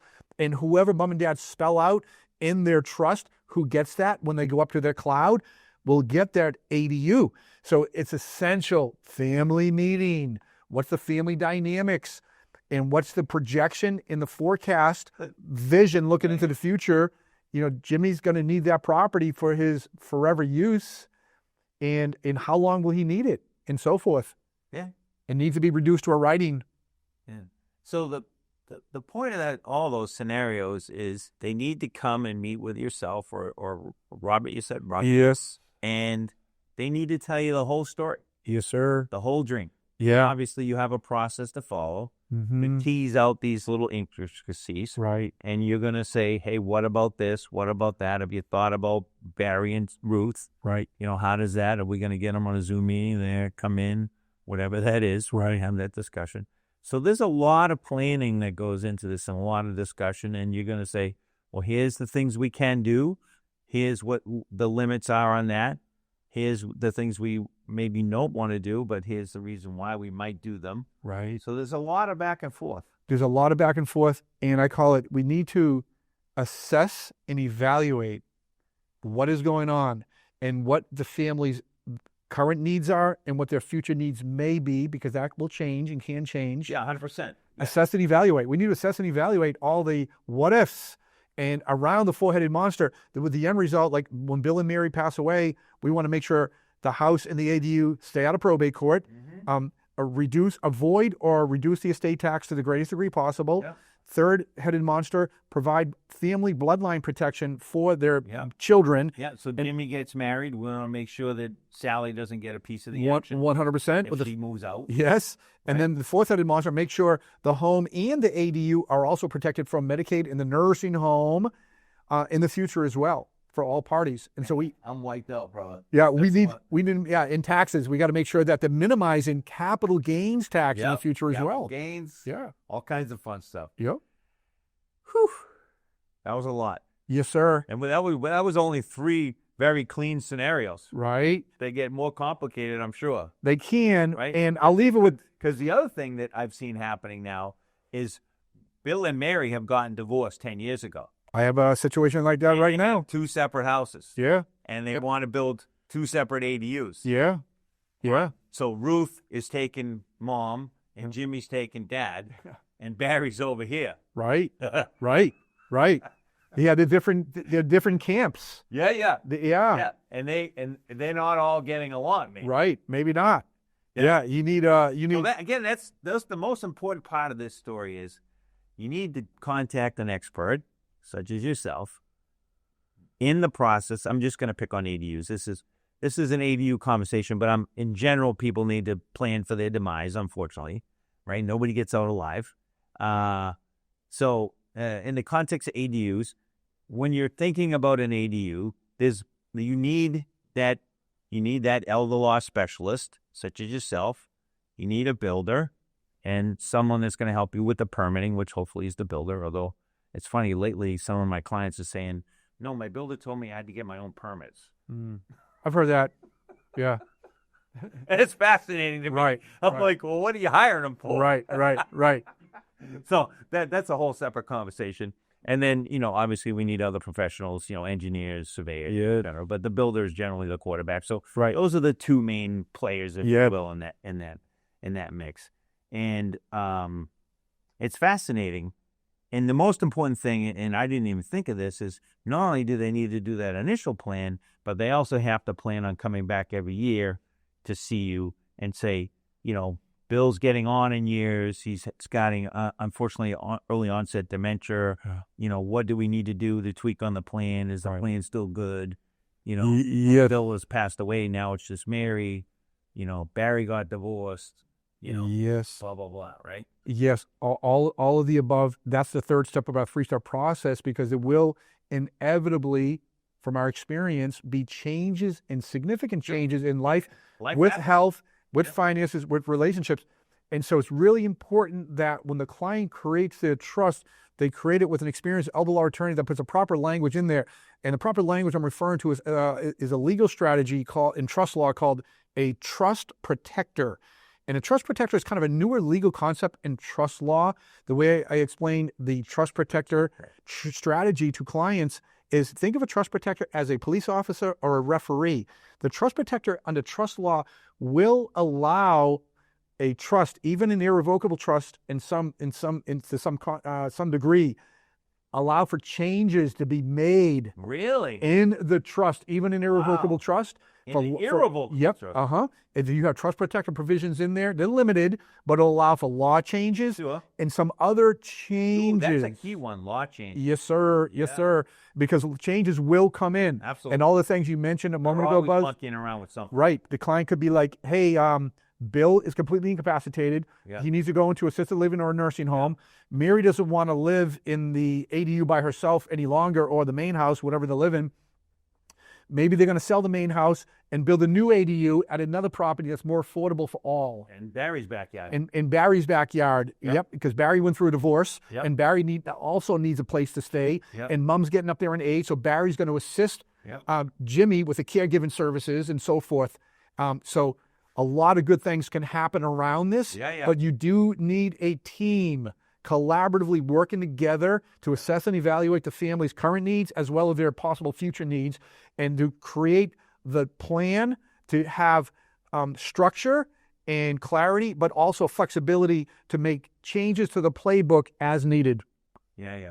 And then I'm assuming in your practice, you have experts that you bring in as needed if you need a specialty for some unusual thing that you haven't dealt with before. Yes, sir. Most certainly. You do it all the time. Yes, we do. We have a collaboration of resources where we can refer our clients to the tax attorney. Yeah. Or we do tax planning as part of it, estate planning, but we don't do preparation. There's specialties upon specialties. Yeah. Especially if someone has a complicated or a large estate, they're going to need, and in multiple properties or whatever it is, you're going to need to quarterback several specialists to make sure it's all being done correctly. Yes. Because as you know, they're changing these tax laws all the time, and that person has to, that's their niche. They need to know their niche. Yes, sir. Whew. That was a lot. And that was only 3 scenarios. Right. And there's a million scenarios. Now I'm going to throw you a curveball. Yes, sir. You ready? Ready. Okay. So I believe, and Mr. Sims believes, that we can condo this ADU from the main house. Ooh. Yeah, I like that. Under condo law. Yeah. So in that scenario, Bill and Mary and Jimmy. Right. Jimmy's in the ADU. Right. I'm not going to do it the other way. Bill and Mary, Jimmy gets the house. Bill and Mary go in the ADU. Yes. Now we condo it. Yeah. And if we condo it, so that's under condo law. So now we have condo A, which is the house. Right. Condo B is the ADU. Right. And now you can do even more magic with your estate planning, correct? Right. So that could be like a condex or a condo. Yeah. Yep. And so that's when we would need a condo expert. I think condo law in Massachusetts is 183A. It is. Maybe. Yep. And I learned that in my last podcast. Yes, sir. Good. And in Patrick, the elder law attorney, is not a condo 183A expert, but I see Mass General Law 183A in every, in condo deeds that we transfer into our client's Medicaid trust. And so we would need a real estate attorney like Mr. Sims, Yeah. who specializes in real estate, but not just a real estate attorney, but there's a super niche within real estate, condo expertise. Yep. And then, do we have to, is it a state thing under the Affordable Housing Act, or do we have to get variances through the town? I don't think so. Okay. He and I had this discussion, and I don't think there's any way from stopping. Right, because the Affordable Housing Act. Can get involved in that is the mortgage company. Right. So if there's no mortgage, if you paid it off, right, there's nothing precluding you from drawing a virtual lot line and doing a condo with, either shared or separate utilities. I like exploring that, sir. I think that's. I knew you would. Yeah, I think that's brilliant. I think it's creative, and that can separate and create further protections for the family. So when we explore this, I'm going to go way off track here, and I'll just be prepared. So this is buckle up. So I had this conversation. So when the law got passed in February, actually prior to February, so Plymouth passed their own ADU bylaw in 24. And I built the first one there in Plymouth. And that's how I got started on this whole ADU journey. It wasn't even on my radar. And my friend Ping called me up. She has a disabled son. That's how this all came together for me, and said, hey, we want to build an ADU for him because he's aging out and has to go in a group home, yada, yada. She's like, I hate, I can't even sleep at night. So, and I've known her forever. She actually used to work for me, and she had to stop working for me because she had a separate son, and he was disabled. He's nonverbal autistic. So, that's how this whole scenario started. And then that's how I got involved in this ADU thing. And then the state law came right behind that in February. And then we started progressing with that. And I've really been, thinking about different scenarios. And for me, your work is fantastic, but there's a whole nother level of protection in that condo thing. Right. It can be buckled and braced inside of your scenario. Right. And on top of it, when I was at, I think it was last November, it doesn't matter. Last year, I was at the Habitat for Humanity, gala, if they will, fundraising. And I've done a little bit of work with them, not much, but a little bit, helped them on a couple of projects. And I said to them, why can't we, not all property can support an ADU, but let's pretend that they find a parcel that's big enough to support an ADU. And so now we build or not me, Habitat for Humanity does the main house for the primary recipient, but now they have room for an ADU. Right. And if we can condo it, then those two people can own that separately. Right. So we can get two where there was one. Right. Yes. Right. So we'd have to think of what would be the risk award analysis. Yeah, I don't know the answer, but I really want to. First of all, I want to find a scenario to test it on. Right. So I've been active. So in typical Buzz Artiano fashion, I've been actively looking for a piece of property to buy, okay, to put an ADU on and test this theory myself. Okay. So buy a house. Yes. Fix it up. Yes. Put an ADU. Right. Build it. Condo it. Sell them separate. Yes. I think if I can prove that worked, right, then we proved it. That's a test case. That's precedent. Would we need land surveys, engineers? Yeah, they're going to be there anyway. Right. Yeah. They're going to, and then would we need? We need a condo docs. Right. Independent on the town, like the Board of Health for the Title V, perhaps. We're doing that anyways. That's part of the building. Right. So all that happened already. So I already surveyed it. Right. I already worked out the septic. I already looked at the water, worked out the electric. I have 2 occupancy permits. Right.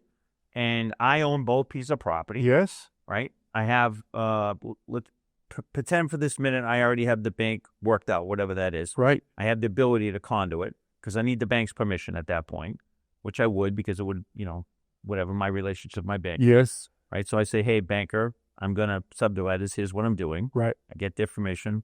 We condo it. And then we sell those 2 things to separate entities. Right. I like it. Zoning board. How would they? Nothing. They're out. I have an occupancy permit. Okay. All right. I say, let's march on and proceed. You should never tempt me that way. Right. I think before you, I love the idea, Buzz, and it's forward thinking because this housing shortage and the cost prohibitive cost in our state, Massachusetts, is not going away. It frees up a lot of territory because I know you have tools to deal with it, but that condomization, Right. I don't think that's a word, but that condominiumizing of Right. A and B, Yes. you can do a lot more magic twice. Right. Right. Yes. And Because now when Bill and Mary pass on, that condo A can be sold and the distribution of assets can happen to Ruth and Barry and Jimmy. He right. still maintains his place. Yep. And Jimmy can still maintain his place without the necessity currently. No Like probate. you got to sell the whole thing. No probate. Right. Yeah. No probate. Avoid the first headed monster probate at all cost. And then perhaps the children could sell condo A, Yeah, Bill and Mary's condo, Yeah. and then split the sale proceeds Correct. equal shares with all three children. Correct. Yeah. Everybody's happy. Yeah. Yes. Right. I think we need to do our research further. We need to collaborate with. That's why I need you. That's as far as my brain will take me. I don't Right. know the rest. We need to breathe. I'm great at thinking up stuff. Right. I have some people in mind. We talked a moment ago about resources Yes. in my mental Rolodex here. And I'm thinking of some real estate attorneys who Okay. specialize in real estate in this area, All right. who do nothing but real estate, who I think would be a good addition to this conversation. Okay. So once we figure that out, I want to have whoever you want to work with, I want to have you come back with them and we're going to do a podcast about this Deal. Yes, sir. because that's going to be quite an episode. Okay. And I think we're going to rip the bark off this thing. Yes, I agree. Right? Right? Yes. Yep. Did we forget to talk about anything? I think we covered everything from a like legal technical standpoint and the four-headed monster and the necessity and need for ADUs. I think it would be helpful to briefly talk about like our whys. Why does Patrick get out of bed every morning Sure. with vigor, energy, and passion? And why does Buzz get out of bed every morning with vigor, energy, and passion to help folks age in place in an ADU, to keep them with their families, like aging in place like our parents and grandparents may have done in other yesteryear. But now ADUs still give families an opportunity to do that. But like, what is our why? Like, yeah, I'd like to hear like what is Buzz's why? All right, I'll go first. So again, obviously I built and sold two businesses. So this is my third startup. And when I started BuildX originally, I was focused on architect-driven work. So big houses, big kitchens, all that stuff. And quite frankly, I've been building a long time. I built a lot of stuff, and fixed a lot of buildings. And I just didn't like it. I wasn't that enthused by it. Building a house for someone, their third house was not exciting to me. It just wasn't. And my roots, if you will, are first-time home buyers. That's how I got started. 1991 is when I first started building and selling houses on my own. I had built and sold houses with partnerships prior to that, but in 1991, I bought my first lots and built houses and sold them, and they were first-time home buyers. And I did that pretty much entirely in my career. I never ventured into big, fancy stuff, and for whatever reason, it just wasn't my jam. And so started down the architect road, and I wasn't excited about it. It didn't excite me.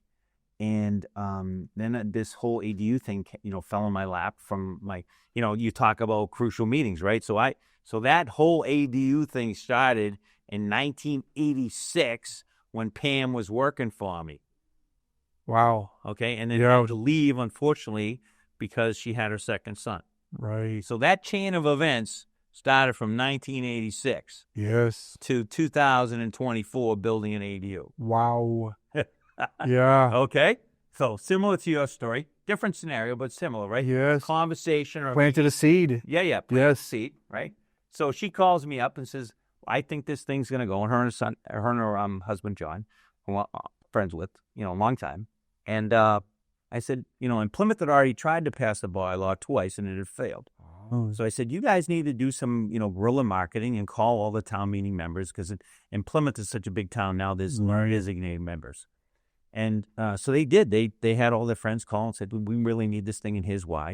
And it passed. Wow. And then I thought it was going to pass, so we had already engaged with a surveyor, and we were like first in line for a permit and got the very first permit and built the very first one. And then talk about happenstance. I was on a Zoom meeting with a gentleman talking about a lead converter website and about home remodeling, and he mentioned on the Zoom, hey, when we have a group of say 500 leads, we send an email and saying, hey, the Smith kitchen's done. We're going to have a limited open house. You can come visit it. And I was like, that's interesting. And this was like 6 months prior to that. And then as we were framing up the ADU, I had a couple of people stop and say, hey, can I look? What is this? And I called up Pam. I have a good relationship with her, obviously. And I said, would you mind if I have some open houses there? And she said, oh, go right ahead. And so Kevin helped me, and we started advertising on Facebook.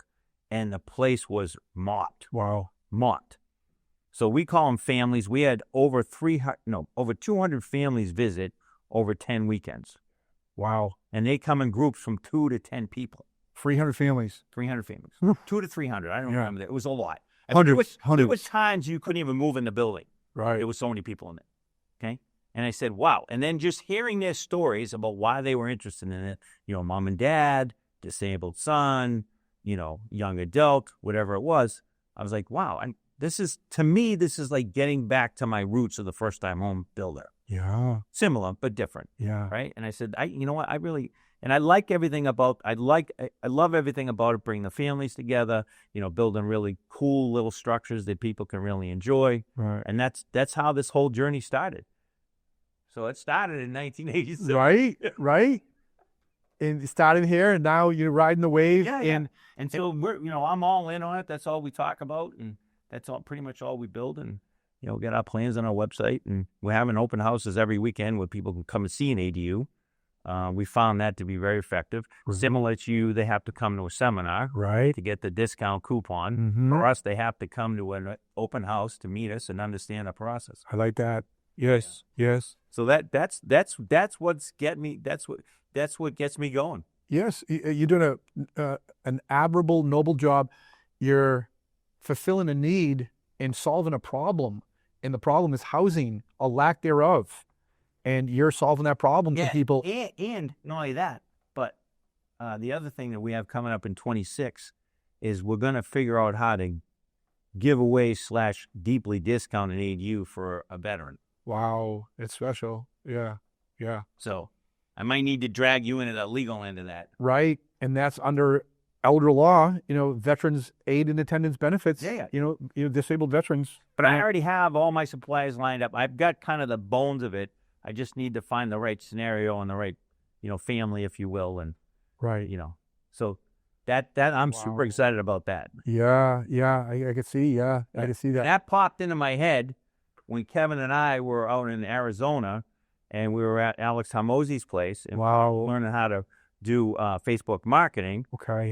And just casually, one of the guys says, one of the teachers at the course said, have you ever thought about a giveaway? And at first my reaction was, giveaway? Wow, I can't give away a $300,000 unit. Right. And then the more I thought about it, I said, well, why can't I give away a $300,000 unit? Mm-hmm. And I don't have to give it, I can contribute my part of it. Right. But there's tons of people like yourself that would contribute, lumber yards, whoever. Right.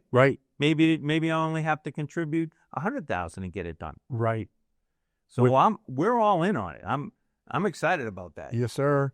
Yeah, that's a beautiful gesture, and I'm sure some family out there right now will be the proud recipient of that. No, I'm excited about that. And then I think for every 40 we build, 30 to 40 we build, we can do one. Wow, that's special, Buzz. Yeah, that's great.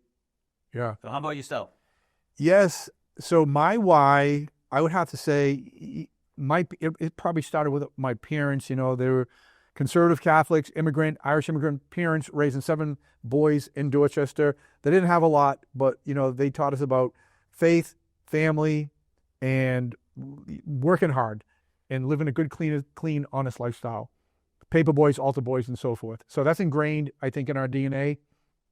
And as I advanced my education, became an attorney, started helping people with estate planning, then my dad, sadly, in the 4th quarter of his life, became completely incapacitated, took a bad fall at home, split his head open, bleeding profusely. My mom had no choice but to call paramedics, EMTs. My dad was transported to the hospital to the rehab facility, slippery slope when you're no longer getting better in rehab, nursing home. Yeah. So that was in 2010. So Patrick, the estate plan attorney, had to field a lot of questions from family about elder law, which I really wasn't practicing at the time. Yep. So Patrick had to sharpen his sword, so to speak. Trial by fire, And attend educational courses and programs to become the elder law attorney that I am today. Keep my finger on the pulse of the industry, which we continue to do today. And so as I journeyed through my professional career, I thought like book 1, foundational elder law book. Book 2, top 20 questions. Book 3 is now taken all my knowledge that I've learned over the past 20 plus years as an attorney. And I'm like, yes, I learned all this information and we created this elder law care center, but how can Patrick give back at an even greater degree? Third book is teaching other attorneys how to do our process and do what we do, teaching other attorneys how to fish. And I can do that on a countrywide level with attorneys. And the third book is going to be a blueprint for new elder law attorneys transitioning into the elder law field, either a new attorney getting out of law school, or maybe an attorney who's been an attorney for 10, 20, 30 years in litigation, and they're burnt out, and they want something more meaningful. Because my why, Buzz, at the end of the day, I feel a immense obligation to my late parents as immigrants, where they made all these sacrifices to come across the ocean as young people with a suitcase. My mom, 21, with a suitcase, coming to America by herself and raising a family. And I would feel completely remiss in my duties as a human being, as an immigrant's child, to not be the best and give back. I have an obligation to my parents, to my ancestors, but also to God with my faith to share my knowledge, my skill set, my information with as many other attorneys as possible. Because the bottom line was, I said, how can Patrick help 1 million people with elder law? And yeah, Patrick can have his brick and mortar elder law care center in Hanover, Massachusetts. But at the end of the day, I basically can only help people in Massachusetts, and I want to help people on a global level.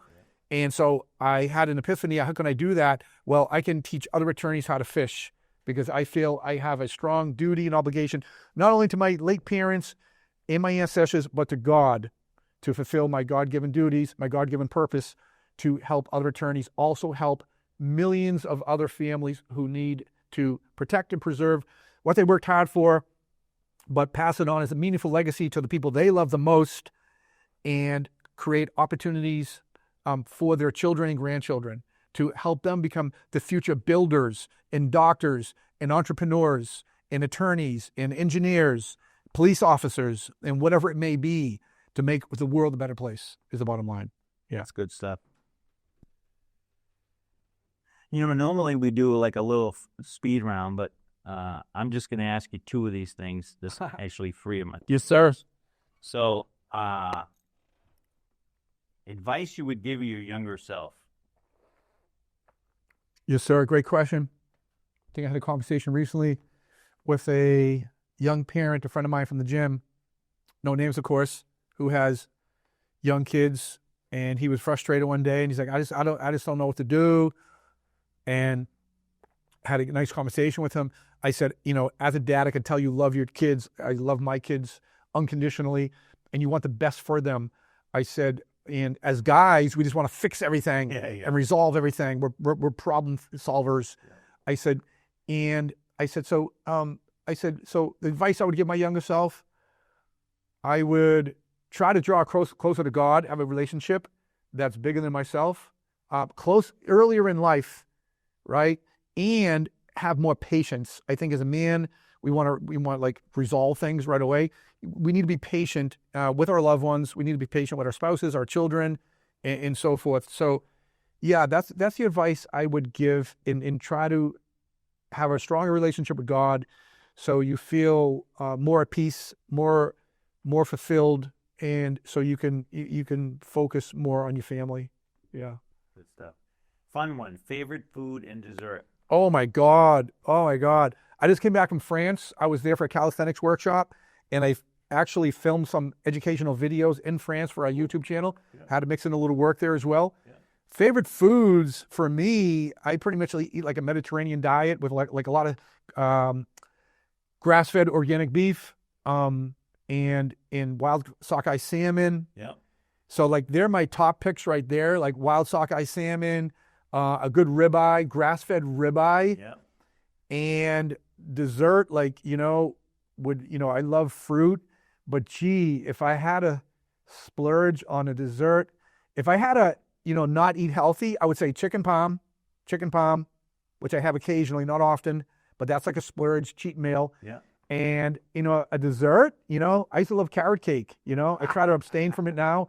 Even in France, at the resort there, they had French pastries everywhere. You resisted them? I resisted, sir. I was the only person in my group.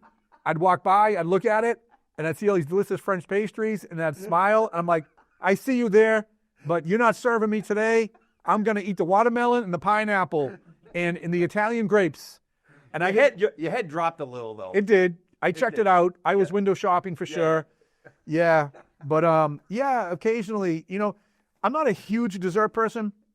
But where I will like a dessert is if I'm in good company and someone else is like indulging on a dessert and they want me to try it with them. Yeah. And they're like, oh, have a bite. And I'm like, that to me is a social thing. That's a bonding thing. Yeah. And of course, I'm going to relish in that. Yeah. Yeah. Okay. If you could have dinner with anyone alive or dead, who would it be? Whoa. There's a deep one. Gee. If I could have dinner with anyone, Yep. alive or dead. I think I know who you're going to say. Right. Yeah. I have, I could say, yeah, Jesus, but I'm going to say, my mom and dad. My mom and dad. I was putting my money on that one. Yes, sir. If I could ever have those moments back, I had dreams about them and they talk to me in my dreams and they guide me in my dreams. Yeah. And they seem so vivid and so real.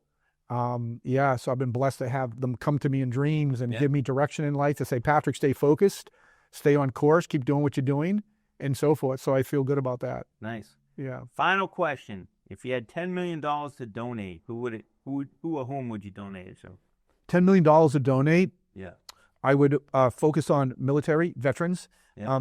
I've completed 10 military Tough Ruck marathons the last 10 years, which raises money for Massachusetts military families in Massachusetts. So I do a lot of veteran charity work.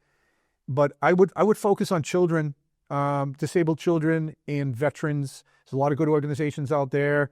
But yes, I mean, there's a lot of good, whether it's the Shriners Burn Institute, hospitals in Boston, Children's Hospital, the Dana-Farber, there's so many. The children are little angels, and in veterans and even seniors where we're elder law, all segment of the population. I would want to spread that 10 million out in those segments of the population where folks are vulnerable and they need us to step up and be strong advocates for them to use those funds, to be creative, to use those funds and multiply that 10 million, to turn that 10 million into 100 million and so forth, and multiply it so it could be there for all those folks, all those vulnerable people that need those services. Yeah. Stuff. That's a wrap for today's episode of the BuildX podcast. Thank you, Patrick, for today's session about elder law care. Please subscribe, like, and share if you've enjoyed it, and we'll see you next week. And remember, just build, baby.